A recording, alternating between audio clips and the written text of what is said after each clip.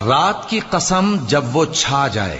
اور دن کی قسم جب وہ روشن ہو جائے، اور اس ذات کی قسم جس نے نر اور مادہ پیدا کیے کہ تم لوگوں کی کوشش طرح طرح کی ہے۔ سو جس نے اللہ کے رستے میں مال دیا اور پرہیزگاری کی اور بہترین بات یعنی کلمہ توحید کو سچ جانا، تو اس کو ہم آسان طریقے کی توفیق دیں گے، اور جس نے بخل کیا اور بے پرواہ بنا رہا اور بہترین بات کو جھوٹ سمجھا،